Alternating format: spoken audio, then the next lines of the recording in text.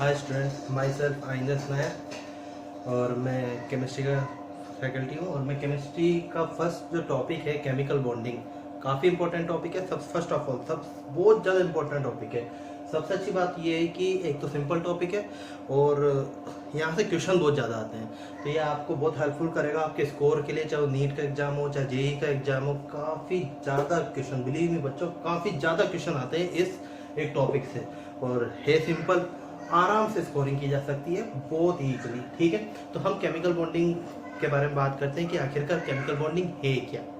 तो सबसे पहले तो आप सोचो, थोड़ा खुद से इमेजिन करो सबसे पहले तो कि आखिरकार केमिकल बॉन्डिंग एक टॉपिक को क्यों इनिशिएट किया गया, इसकी नीड क्या हुई। कुछ भी चीज़ पढ़ने से पहले हमें ये सब देखना बहुत ज़रूरी होता है, हमें उसके डेप्थ में जाना पड़ता है कि आखिरकार इसकी नीड क्या है। तो आप खुद ही सोचो कि हमारे एनवायरनमेंट में बहुत सारे मॉलिक्यूल हैं, ठीक है, काफ़ी ज़्यादा। जैसे आप लोगों ने सुना होगा अमोनिया है, हमारा HCl है, वाटर जो बहुत ज़्यादा इंपॉर्टेंट रखता है हमारी डेली लाइफ में, वाटर H2O है।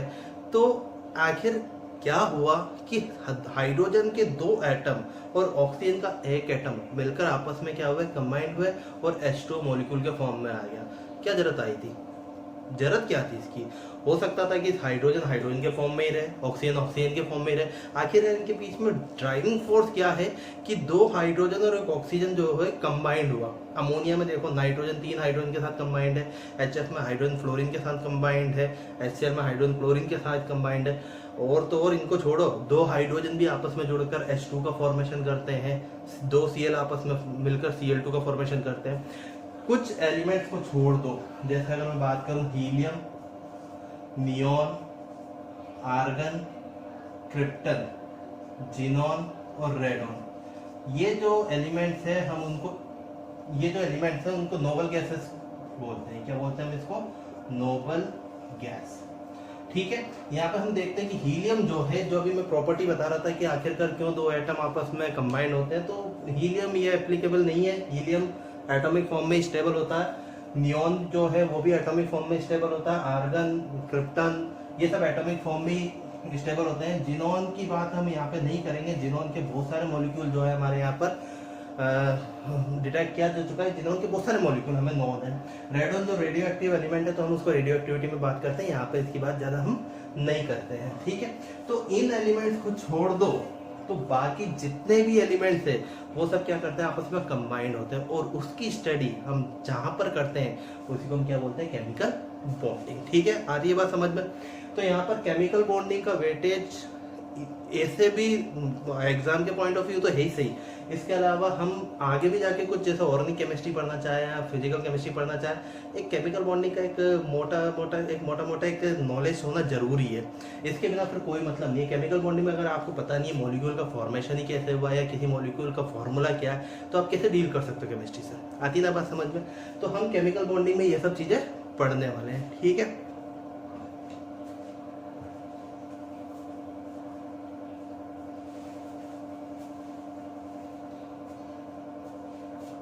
देख रहे थे कि केमिकल बॉन्डिंग के थ्रू आखिरकार मॉलिक्यूल का या एलिमेंट का फॉर्मेशन यहाँ पर कैसे होता है। ठीक है, तो देखो सबसे पहले तो हमें जानना है कि आखिर बॉन्ड होते क्या है। ठीक है, बॉन्ड का मतलब होता है कोई 2 एटम आपस में क्या हो जाए, कंबाइंड हो जाए, या 2 मॉलिक्यूल के बीच में कोई अट्रैक्शन हो, तो हम उसको बॉन्ड बोलते हैं। ठीक है, अब इस अगर बॉन्ड टाइप की बात की जाए, टाइप ऑफ बॉन्ड की बात की जाए, ध्यान से देखना, types of bond.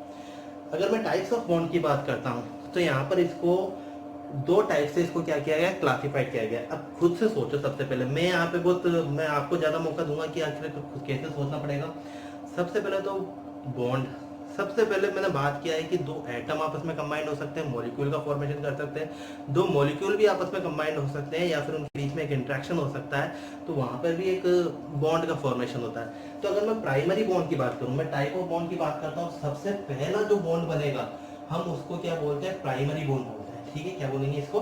Primary bond, primary bond. ठीक है, अब ये प्राइमरी बॉन्ड होता क्या है? अगर मैं प्राइमरी बॉन्ड की बात करूं तो सबसे पहले ऑब्वियसली क्या होगा, एटम ही कंबाइंड हो गया। मॉलिक्यूल तो बात की बात है ना, पहले तो एटम आपस में कंबाइंड हो गए और एटम कंबाइंड होके किसका फॉर्मेशन करेंगे, मॉलिक्यूल का। बात की बात है कि मॉलिक्यूल आपस में कंबाइंड हो नहीं हो, वो इनर्ट फॉर्म में रहे नहीं रहे, ज्यादातर सारे मॉलिक्यूल भी आपस में क्या करते हैं, इंट्रैक्शन करते हैं, ठीक है, वो अपन पढ़ेंगे आगे जाके। तो प्राइमरी बॉन्ड की बात करते हैं, तो यहाँ पे जो प्राइमरी बॉन्ड होता है उसको हम बोलते हैं इंटर एटॉमिक बॉन्ड। क्या बोलते हैं, inter atomic bond, inter atomic bond. जैसे आप एक एग्जांपल की बात करें तो एग्जांपल क्या हो सकता है, जैसे हाइड्रोजन का एक एटम है, ठीक है, ये दूसरे हाइड्रोजन के एटम के साथ कंबाइंड होता है और किसका फॉर्मेशन करता है, हाइड्रोजन एलिमेंट का फॉर्मेशन करता है, हाइड्रोजन मॉलिक्यूल का फॉर्मेशन करता है। तो यहाँ पे हम क्या देख रहे हैं, प्राइमरी बॉन्ड मतलब क्या है, इंटर एटॉमिक बॉन्ड, दो एटम के बीच में बनने वाला बॉन्ड। हाइड्रोजन यहाँ पे एटॉमिक फॉर्म में, दूसरा हाइड्रोजन भी एटॉमिक फॉर्म में, दो मैं बिल्कुल सिंपल एग्जांपल के थ्रू समझा रहा हूँ इसको, और ये दो हाइड्रोजन आपस में कंबाइंड होकर क्या बना रहे हैं, हाइड्रोजन मॉलिक्यूल का फॉर्मेशन कर रहे हैं। तो ये क्या होता है, इंटर एटॉमिक बॉन्ड।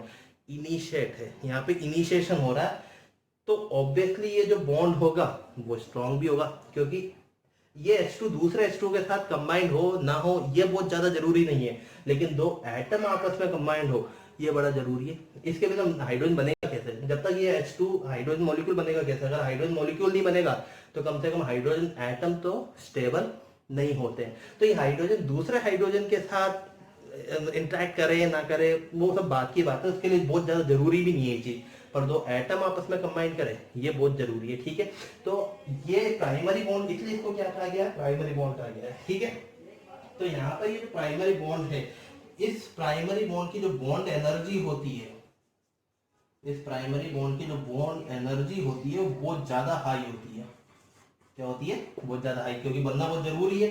तो दो एटम आपस में कंबाइन होंगे, प्राइमरी बॉन्ड का फॉर्मेशन करेंगे जिसको हम बोलेंगे इंटर एटॉमिक बॉन्ड, और इस बॉन्ड की एनर्जी क्या होगी, बहुत ज्यादा हाई होगी। देखा जाता है कि यहाँ पर जो एनर्जी होती है वो, इसकी जो बॉन्ड एनर्जी का मेजरमेंट किया गया है वो 200 टू 400 किलो जूल पर मोल होती है, ठीक है। बात समझ में आती है। मैं बॉन्ड्स के टाइप की बात कर रहा हूँ, तो हम क्या देख रहे हैं, सबसे पहले तो एटम को आपस में कंबाइंड होना है, इसलिए इसको प्राइमरी बॉन्ड कहा जाता है। और प्राइमरी बॉन्ड ही क्या होता है, हमारा inter atomic bond. Inter atomic bond जो होता है वो दो एटम आपस में कंबाइंड होते हैं, दो या दो से ज्यादा एटम आपस में कंबाइंड होते हैं और मॉलिक्यूल एलिमेंट का फॉर्मेशन यहाँ पर करते हैं।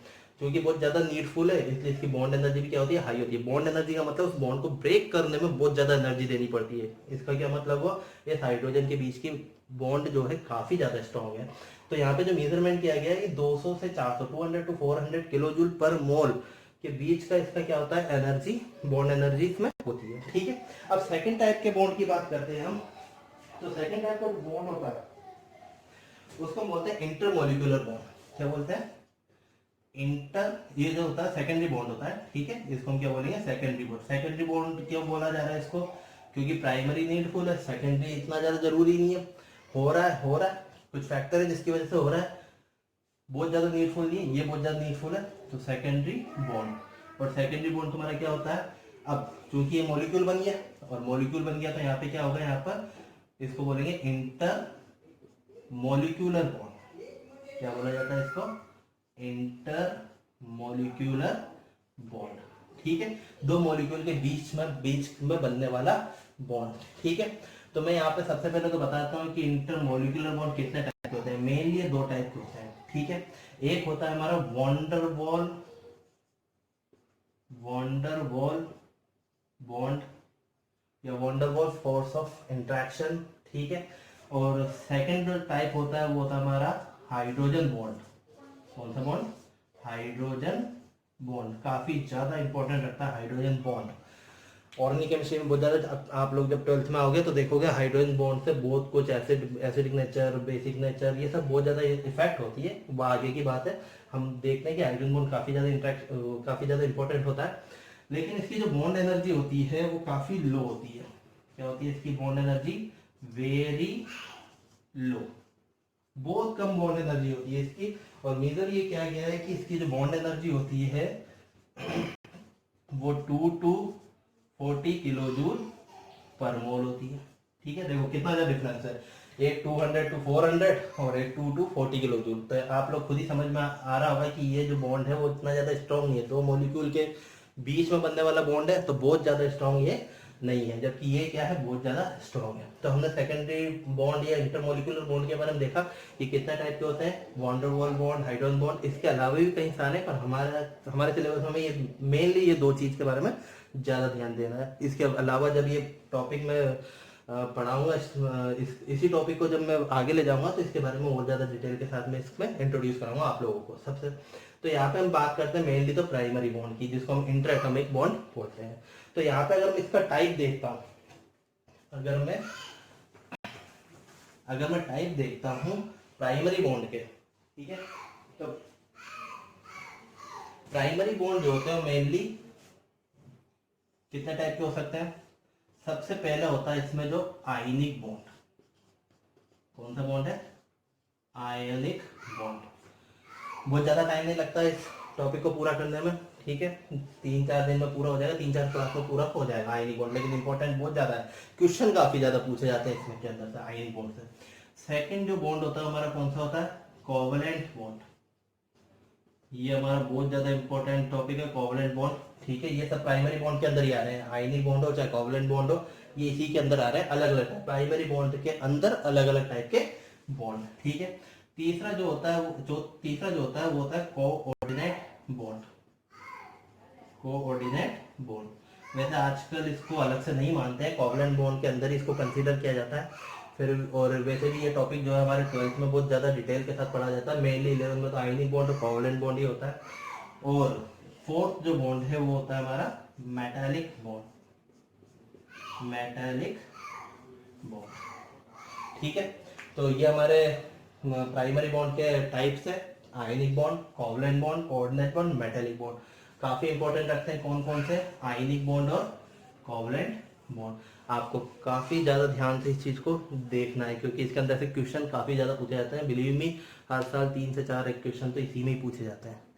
और सबसे अच्छी बात जो है, बहुत ईजी होता है क्वेश्चन, ईजिली आप लोग अटेम्प्ट कर सकते हो without any hesitation, without any doubt. आप लोग इसके क्वेश्चन को बहुत आसानी से सॉल्व कर सकते हो। तो हम लोग ये भी जानते हैं कि जिसमें गलती होने के चांस ज्यादा हो, उस क्वेश्चन को अटेम्प्ट करने की जगह ऐसे चैप्टर को ज्यादा फोकस किया जाए जिसका वेटेज भी ज्यादा हो और जिसके क्वेश्चन भी क्या होते हैं, सिंपल होते हैं। आ रही है बात समझ में।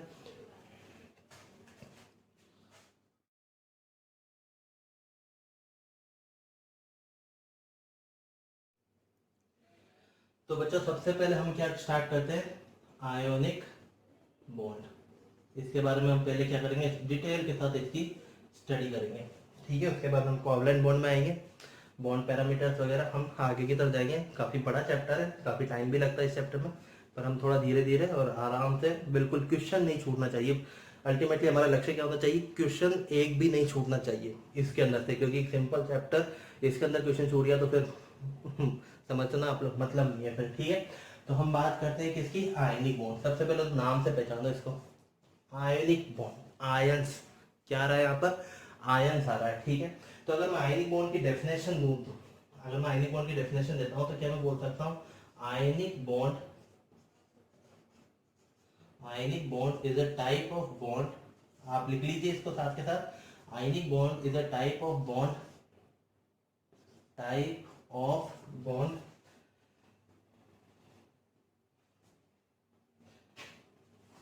ionic bond is a type of bond which involve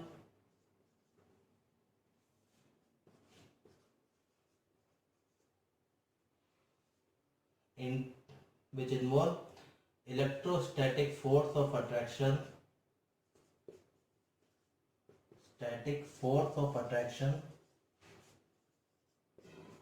between two ions, ठीक है। ये आयनिक बॉन्ड की एक बहुत सिंपल सी डेफिनेशन मैंने बताई है, बुक्स वगैरह में देखोगे तो काफी ऐसी डेफिनेशन होते हैं। हम तो हमारे सिंपल, क्योंकि आप कंपटीशन की तैयारी कर रहे हैं, आपको कोई डेफिनेशन तो लिखना है ही नहीं, तो मैं सिंपली समझाने के लिए क्या बोल सकता हूँ, ionic bond is a type of bond which involve electrostatic force of attraction between two ions, ठीक है। तो यहाँ पे समझने वाली बात क्या है,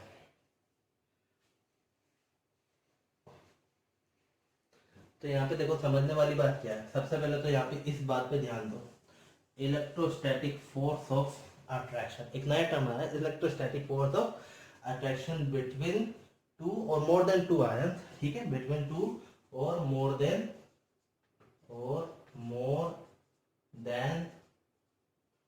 2 आयंस, ठीक है। दो या दो से ज्यादा आयंस के बीच में जो अट्रैक्शन होता है, इलेक्ट्रोस्टैटिक फोर्स ऑफ अट्रैक्शन होता है, उसी के थ्रू हम क्या बोलते हैं, आयनिक बॉन्ड का फॉर्मेशन होता है, ठीक है। तो देखो होता क्या है, दो एटम है, उनको आपस में क्या करना है, बॉन्ड बनाना है। सबसे पहले तो दिमाग में आना चाहिए कि आखिरकार इसे जरूरत क्या पड़ी, क्या जरूरत है कि दो एटम को आपस में आकर बॉन्ड बनाना। तो हमें पहले तो ये समझना पड़ेगा कि आखिरकार यहाँ पर इतनी मेहनत ही क्यों की जा रही है। आयंस की बात कर रहे हैं यहाँ पर, आयंस के बीच का जो इलेक्ट्रोस्टैटिक फोर्स ऑफ अट्रैक्शन है उसकी बात कर रहे हैं। तो कोई एटम जब आयनिक बॉन्ड बनाएगा तो उसको इस बॉन्ड को बनाने से पहले उसको आयंस के फॉर्म में आना पड़ेगा। आयंस कैसे बनते हैं ये भी आप जानते हो, अगर इलेक्ट्रॉन डोनेट कर दे तो कैटायन बनेगा, और इलेक्ट्रॉन गेन कर ले तो एनायन बनेगा। और फिर उन आयंस के बीच में एक में पॉजिटिव चार्ज और एक में नेगेटिव चार्ज है, और उनके बीच का अट्रैक्शन। अरे यार बहुत ज्यादा मेहनत हो गई, इतनी मेहनत सिर्फ एक बॉन्ड के लिए, आखिरकार जरूरत क्या है, इस तरह की चीजों की जरूरत क्या है, ठीक है। तो हमें पहले तो ये समझना पड़ेगा कि इतनी ज्यादा यहाँ पे टेंशन ही क्यों पाल रहे हैं, एक बॉन्ड बनाना क्या इनके लिए इतना जरूरी है, ठीक है। तो अपन वो देखते हैं कि आखिरकार इनको जरूरत क्यों है इतनी ज्यादा मेहनत की। तो मैंने जब स्टार्टिंग में आपसे बात की थी तो मैंने क्या कहा था कि हमारे पास कुछ इनर्ट गैस है, हमारे एनवायरनमेंट में कुछ इनर्ट गैस है, ठीक है, जिसमें कौन था, हीलियम था, जिसका एटॉमिक नंबर कितना होता है 2। कौन था, नियोन था, जिसका एटॉमिक नंबर कितना होता है, बोलो आप लोग बोलो 10। और कौन था, आर्गन था, जिसका एटॉमिक नंबर कितना था 80, ठीक है। और मैं ज़्यादा डिटेल में नहीं जा रहा।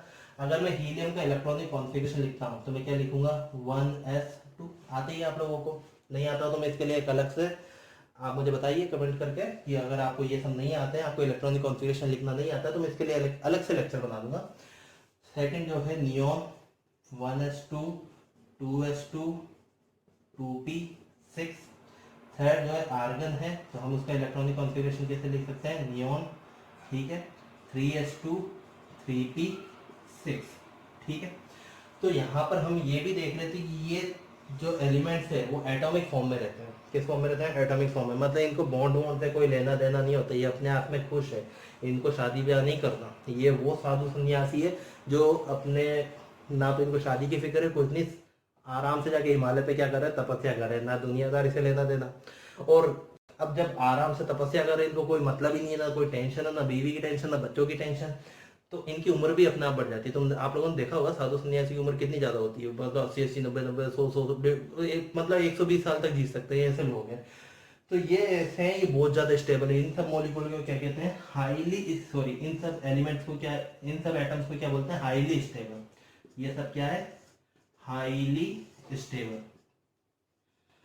तो यहाँ पे साइंटिस्ट के दिमाग में एक बात आई कि आखिरकार ऐसा क्या कारण है कि ये जो एलिमेंट्स है वो बहुत ज्यादा स्टेबल है, जबकि बाकी जो एलिमेंट्स है, बाकी जो एटम है, उनकी स्टेबिलिटी कंपेयर टू दैट बहुत कम है, ठीक है। तो सबका ध्यान इन एलिमेंट्स पर, इन एटम्स पर गया कि आखिरकार इनके कारण क्या है, ये इतना ज्यादा स्टेबल हो रहे हैं कि इनका पीछे का कारण क्या है। तो देखा ये गया, एक साइंटिस्ट थे जिनका नाम था लुइस, कॉसेल लुइस, आपने 10th क्लास में पढ़ा है बहुत अच्छी तरह से, कॉसेल लुइस, ठीक है। उन्होंने एक चीज ध्यान दी कि जितने भी एलिमेंट जो कि हाईली स्टेबल थे, जितने भी एटम जो बहुत ज्यादा हाईली स्टेबल थे, नीचे जो क्रिप्टन आएगा, जिनन आएगा, तो ये जो हाईली स्टेबल एलिमेंट है उनके इलेक्ट्रॉनिक कॉन्फ़िगरेशन में एक सिमिलरिटी है। देखो आप लोग भी पहचान सकते हैं, अगर हीलियम को छोड़ दूं मैं थोड़ी देर के लिए, मैं भी एक्सेप्शनली हीलियम को थोड़ी देर के लिए यहाँ पे रोक दूं, तो यहाँ पे जो दो एलिमेंट है या इसके नीचे आने वाले क्रिप्टॉन की भी अगर बात करता हूँ, तो इनके जो आउटर मोस्ट शेल है, देखो अगर मैं, आप चाहो तो मैं क्रिप्टन भी लिख सकता हूँ, जैसे मैंने बात करी क्रिप्टन, जिसका एटॉमिक नंबर होता है 36 और इलेक्ट्रॉनिक कॉन्फ़िगरेशन कितना होता है इसका, आर्गन, ठीक है, 3d10 4s2 4p6, ठीक है। तो यहाँ पर ये इसका आउटर मोस्ट ऑर्बिटल, अब ध्यान दो, तीनों के outermost shell orbital, sorry, तीनों के आउटर मोस्ट शेल में क्या सिमिलरिटी नजर आ रही है आप लोगों को, यहाँ पर जो आउटर मोस्ट शेल है इसके पास 8 इलेक्ट्रॉन दिख रहा है, ये आउटर मोस्ट शेल है, ये 1s तो इनर हो गया और 2s 2p सबसे बाहर का, तो यहाँ पे 2 इलेक्ट्रॉन और यहाँ पर भी 2 इलेक्ट्रॉन, टोटल कितने इलेक्ट्रॉन होगा 8। इसी तरह यहाँ पर भी देखोगे तो कितने इलेक्ट्रॉन हुए, 6 and 2 8। यहाँ पे भी टोटल इलेक्ट्रॉन कितना हो गया, 8। यहाँ पर भी आप लोग देखोगे तो कितना हुआ, 8। ठीक है, मतलब इन जितने भी ये इनर्ट गैस है इन सबके आउटर मोस्ट का जो इलेक्ट्रॉनिक कॉन्फ़िगरेशन है उसमें 8 इलेक्ट्रॉन है। दिमाग ऐसा ठनका साइंटिस्ट का, लुइस कॉसेल का, कि क्योंकि ये एलिमेंट इन सब के आउटर मोस्ट में शेल में 8 इलेक्ट्रॉन है, इसका एक मतलब हो सकता है कि जितने जो भी एलिमेंट्स या जो भी एटम जिनके आउटर मोस्ट शेल में 8 इलेक्ट्रॉन है, ऐसे एटम जिनके आउटर मोस्ट शेल में 8 इलेक्ट्रॉन है, उनकी स्टेबिलिटी कंपेयर टू अदर्स ज्यादा। ऑब्वियसली यही तो आ रहा है। अगर मैं नाइट्रोजन की कंपैरिजन कराऊं तो नाइट्रोजन के आउटर मोस्ट शेल में कितना इलेक्ट्रॉन है, 5 इलेक्ट्रॉन है। ठीक है, तो उसकी स्टेबिलिटी क्या है, नहीं है, मॉलिक्यूल का फॉर्मेशन करना चाहता है, वो एलिमेंट के फॉर्म में आना चाहता है। तो एक कॉन्सेप्ट निकाला गया, वो कॉन्सेप्ट ये बोलता है कि ऐसे एलिमेंट जिनके आउटर मोस्ट शेल में 8 इलेक्ट्रॉन है वो हाईली स्टेबल एटम्स होते हैं। वैसे एटम जिनके आउटर मोस्ट शेल में 8 इलेक्ट्रॉन है वो हाईली स्टेबल एटम है, और जिनके पास 8 इलेक्ट्रॉन नहीं है उनकी स्टेबिलिटी क्या होती है, कम होती है या नहीं होती है। ठीक है, अब वो भी चाहेंगे कि स्टेबल होना तो सभी चाहते हैं, चाहे मैं हूं चाहे आप हो, दुनिया के सभी लोग क्या है, स्टेबल होना चाहते हैं। तो जो दूसरे एटम्स है वो इनकी देखा देखी नकल करते हैं। जैसे नाइट्रोजन है, नाइट्रोजन भी चाहेगा कि काश मैं भी इनकी तरह हो जाता, मेरे भी आउटर मोस्ट शेल में 8 इलेक्ट्रॉन आ जाता तो मेरे भी वारे न्यारे हो जाते, मैं भी खुश हो जाता, मैं भी स्टेबल हो जाता। आर्गन भी जो ऑक्सीजन है वो खुद भी यही सोच के बैठा हुआ है। इवन हमारा हाइड्रोजन है वो भी चाहता है कि नहीं मैं भी स्टेबल हो जाऊं। स्टेबल तो कौन नहीं चाहता, सभी चाहते हैं स्टेबिलिटी। तो जितने भी एलिमेंट्स, जितने भी एटम्स है वो चाहते हैं कि हमारा ध्यान से सुनना, बहुत इंपॉर्टेंट बात बता रहा हूं मैं यहाँ पर, जितने भी एटम्स जो है वो यह चाहते हैं कि हमारा इलेक्ट्रॉनिक कॉन्फ़िगरेशन जो है, आउटर मोस्ट शेल का इलेक्ट्रॉनिक कॉन्फ़िगरेशन जो है वो इनकी तरह हो जाए। अगर इनकी तरह हो जाए तो हमारे मजे। लेकिन कैसे कर सकते हैं, जैसे अगर मैं नाइट्रोजन के इलेक्ट्रॉनिक कॉन्फ़िगरेशन की बात करता हूं तो नाइट्रोजन का जो इलेक्ट्रॉनिक कॉन्फ़िगरेशन होता है वो क्या होता है,